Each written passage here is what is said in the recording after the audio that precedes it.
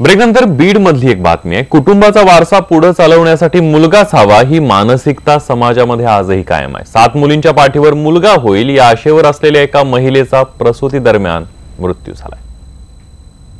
वंश चालवण्यासाठी मुलगाच हवा या हट्टापायी माजलगावच्या मीरा एखंडे या महिलेचा जीव गेलाय।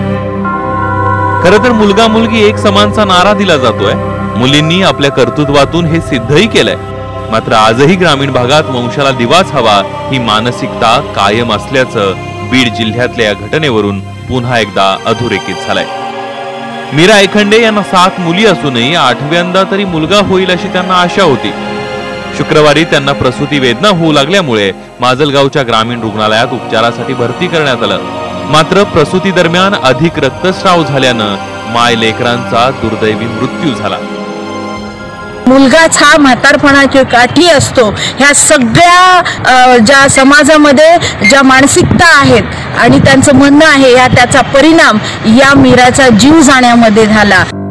एकीकडे सरकारने बेटी बचावसाठी अभियान सुरू केलंय तर दुसरीकडे अनेक कुटुंबात आजही मुलासाठी अट्टाहास केला जातोय।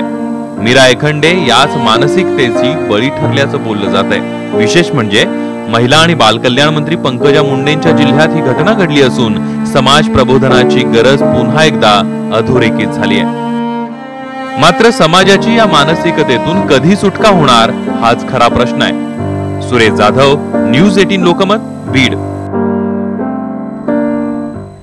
आजही समाजातल्या काही घटकांमध्ये अशा प्रकारची मानसिकता आढळून येते आणि त्यामुळे खरंच हे महाराष्ट्राचं दुर्दैव म्हणावं लागेल।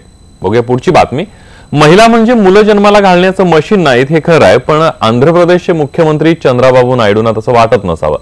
राज्याची लोकसंख्या तरुण ठेवण्यासाठी 2 पेक्षा अधिक अपत्यांना जन्म द्या असं वादग्रस्त आवाहन त्यांनी केलंय।